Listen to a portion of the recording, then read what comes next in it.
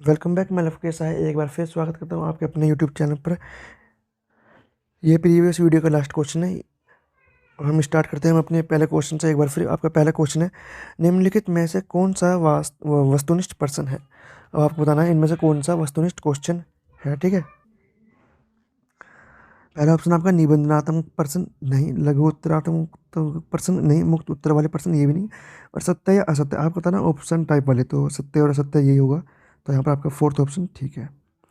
Next question आपका, आपको किसी छात्र के बारे में यह मूल्यांकन करना है कि वह दी गई समस्या के बारे में अपने व्यक्तिगत और मूल दृष्टिकोण को व्यक्त कर पाता है या नहीं। मतलब आपको ये पता करना है कि कोई बच्चा किसी चीज़ के बारे में अपनी जो दृष्टिकोण है उनको बता पाता है या नहीं बता पाता। इसके लिए आप किस प्रकार के प्रश्नों का निर्माण करेंगे। अब आप ऐसे क्वेश्चनों का निर्माण करोगे जिससे आप ये पता लगा सको। तो यहाँ पर आपको चार ऑप्शन दे रखे हैं। पहला अति लघु उत्तरीय पर्सन, दूसरा निबंधात्मक पर्सन, तीसरा है आपका वस्तुनिष्ठ पर्सन, और चौथा है आपका वैकल्पिक पर्सन। तो यहाँ पर आपको जो सेकंड ऑप्शन है निबंधनात्मक पर्सन, ये सबसे बेस्ट तरीका है कि हम किसी व्यक्ति के बारे में जान सकें कि वो किसी चीज़ के बारे में कैसे सोचता है, उसकी समझ क्या है, वो कितना गलत सही सोचता है, कितना आलोचनात्मक तरीके से सोचता है। ठीक है, तो यहाँ पर आपका सेकंड ऑप्शन ठीक होगा। नेक्स्ट क्वेश्चन आपका, निम्नलिखित में से कौन सा सतत व्यापक मूल्यांकन का एक उद्देश्य नहीं है। अब आपको जो उद्देश्य नहीं बताना इवैल्यूएशन का, ठीक है ना। तो पहला याद रखने पर बल देने के बदले सीखने की प्रक्रिया पर बल देना, ये तो है इवैल्यूएशन सीसीई का, है ना, कॉम्प्रिहेंसिव कंटिन्यूस इवैल्यूएशन का। दूसरा ऑप्शन आपका छात्रों के सीखने की प्रक्रिया एवं परिवेश के बारे में उपयुक्त निर्णय लेना। और थर्ड ऑप्शन आपका अध्यापक एवं अधिगम प्रक्रिया का शिक्षक केंद्रित कार्यकलाप बनाना। और शिक्षक केंद्रित कार्यकलाप बनाना, तो यहाँ पर आपका ये ऑप्शन गलत है, हमें बाल केंद्रित ही रखना है। और फोर्थ ऑप्शन है आपका बोधात्मक मनोप्रेरक एवं भावात्मक कौशलों के विकास में सहायता करना। तो यहाँ पर आपका जो गलत है, जो उद्देश्य नहीं है, वो आपका थर्ड ऑप्शन है। नेक्स्ट क्वेश्चन है आपका, वर्तमान समय में सतत एवं कंटिन्यूस एंड कॉम्प्रिहेंसिव इवैल्यूएशन के अंतर्गत ग्रेडों में अंकों का वितरण किया जाता है। इस प्रणाली में कितने प्रतिशत अंक प्राप्त करने वाले छात्र को बहुत अच्छा या बी ग्रेड के अंतर्गत रखा जाता है। अब आपको बताना कि हम करते हैं ना कि यहाँ इतने से 59 से लेके 60 तक और 61 से लेके 78 तक, कुछ इस तरीके से हमने कैटेगराइज कर रखा है। इसमें हमें बताना इस प्रणाली के में कितने प्रतिशत अंक प्राप्त करने वाले बच्चे को बहुत अच्छा या बी ग्रेड, मतलब बी ग्रेड वाले बच्चे का हमें बताना कि कितने परसेंटेज तक होना चाहिए। ठीक है, तो यहाँ पर आपको चार ऑप्शन दे रखे हैं। पहला है आपका 90 से 100, ये तो ए प्लस वाला हो सकता है, ठीक है, ए या फिर ए प्लस वाला। दूसरा है 56 से 74, थर्ड है आपका 75 से 89, और फोर्थ आपका 35 से 55। देखो 35 से 55 तो आता होगा नहीं, और ये भी नहीं होगा। फर्स्ट ऑप्शन बचे आपके दो, 75 से 89। ठीक है, तो ये भी ज़्यादा आपका, ये भी नहीं होगा। और जो सेकंड ऑप्शन है आपका 56 से 74 वाला बच्चा तक बी ग्रेड में या अच्छा हो सकता है। ठीक है, तो आपका यहाँ पर जो सेकंड ऑप्शन है वो ठीक होगा यहाँ पर।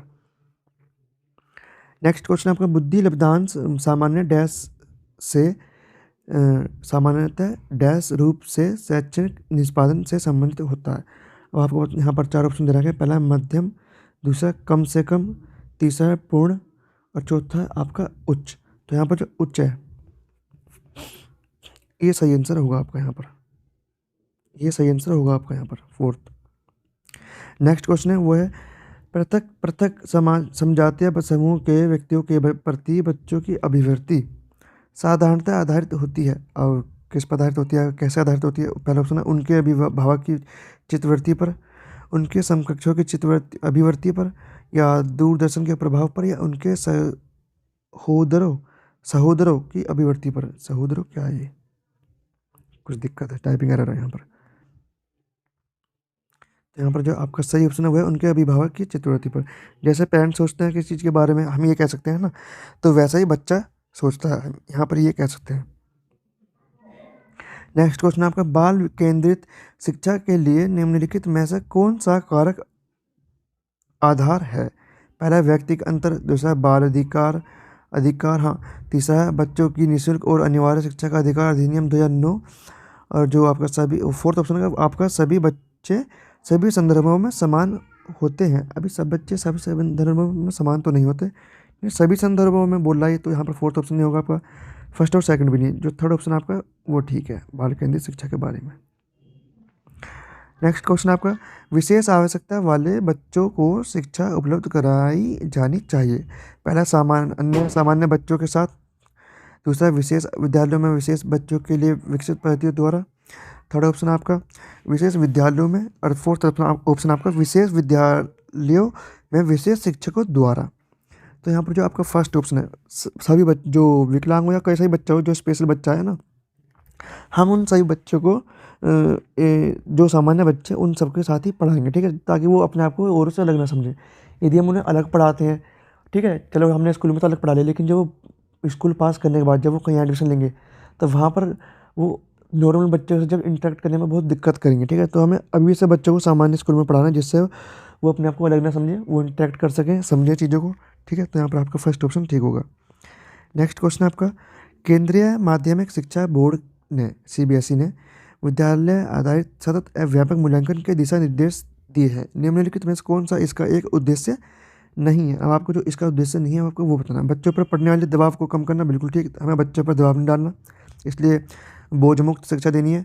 दूसरा है आपका विद्यार्थियों को अपनी रुचि के अनुसार पढ़ने की छूट देना। अब देखो, अपनी रुचि के अनुसार पढ़ने की छूट नहीं देनी ना, मेन बात यह है, अपनी रुचि के अकॉर्डिंग अगर यदि बच्चा पढ़ेगा तो बच्चा सब में, अगर छोटा बच्चा तो किताब ही फाड़ेगा वो, ठीक है, नई नई किताब फाड़ देगा, पढ़ेगा तो चुटकुले वाली और कहानी वाली किताब पढ़ेगा, ठीक है।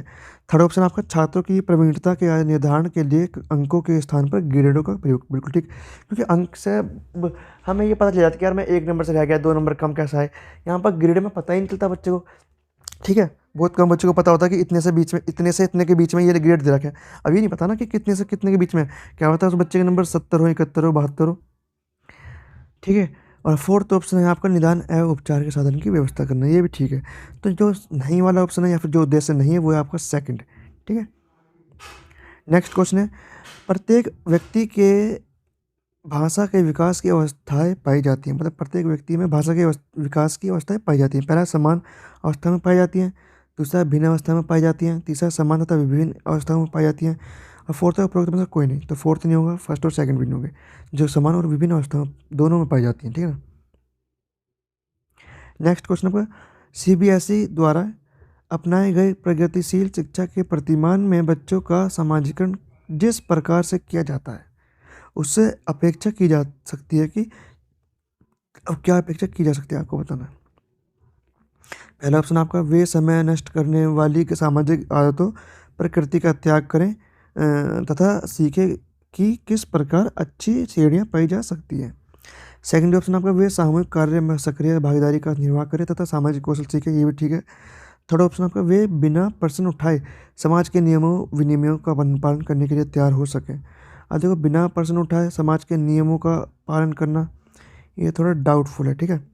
और फोर्थ ऑप्शन आपका, किसी भी प्रकार की सामाजिक पृष्ठभूमि होते हुए भी वह सब स्वीकार करें जो उन्हें विद्यालय द्वारा प्रदान किया गया। देखो, फोर्थ ऑप्शन गलत है आपका, थर्ड भी गलत है, ठीक है ना। और आपका जो फर्स्ट ऑप्शन भी गलत है, जो यहाँ पर सेकंड ऑप्शन है वही आपका यहाँ पर ठीक है। वे सामूहिक कार्य में सक्रिय भागीदारी का निर्वाह करें तथा सामाजिक कौशल सीखें, तो यहाँ पर आपका सेकंड ऑप्शन ही केवल ठीक होगा। नेक्स्ट क्वेश्चन आपका, विद्यालय आधारित आकलन प्रारंभ किया गया था ताकि, विद्यालय आधारित आकलन स्टार्ट क्यों किया गया था। पहला ऑप्शन आपका, राष्ट्रीय में विद्यालय शिक्षा संगठनों की शक्ति का विकेंद्रीकरण किया जा सके। दूसरा ऑप्शन आपका, सभी विद्यार्थियों के संपूर्ण विकास को निश्चित किया जा सके। थर्ड ऑप्शन आपका, विद्यार्थियों को की उन्नति की बेहतर व्याख्या के लिए उनकी सभी गतिविधियों के नियमित अभिलेखन हेतु अध्यापकों को अभिप्रेरित किया जा सके। फोर्थ ऑप्शन है, विद्यालय अपने क्षेत्रों में विद्यमान अन्य विभिन्न विद्यालयों की तुलना में प्रतियोगिता द्वारा अपनी विशेषता का प्रदर्शन करने हेतु अभिप्रेरित हो सके, गलत। तो यहाँ पर आपका जो सेकंड ऑप्शन, सभी विद्यार्थियों के संपूर्ण विकास को सुनिश्चित किया जा सके, ये आपका सिर्फ और सिर्फ यही ऑप्शन आपका सेटिस्फाई कर रहा है और सही है। जो लास्ट क्वेश्चन है इस वीडियो का वो है, समावेशन का अर्थ होता है। अब आपको समावेशन का अर्थ बताना है। पहला है, जरूरतमंद बच्चों की शिक्षा का प्रबंध सामान्य बच्चों के साथ होना चाहिए, बिल्कुल ठीक, आपका फर्स्ट ऑप्शन यहाँ ठीक है। और भी ऑप्शन देख लेते हैं। उनकी शिक्षा की व्यवस्था अलग होनी चाहिए, गलत। सामान्य बच्चों के साथ इन्हें नहीं, गलत। फोर्थ ऑप्शन में आपका गलत होगा। तो आज हमने इस वीडियो में आपके CDP की जो वीडियो है उसमें हमने आपके 12 से 13 क्वेश्चन करे हैं। या आप किसी भी टीचिंग एग्जाम की तैयारी कर रहे हैं तो हमारे चैनल को सब्सक्राइब करें ताकि आप उस पर्टिकुलर एग्जाम में ज़्यादा से ज़्यादा स्कोर कर सकें। तो चलिए मिलते हैं नेक्स्ट वीडियो में।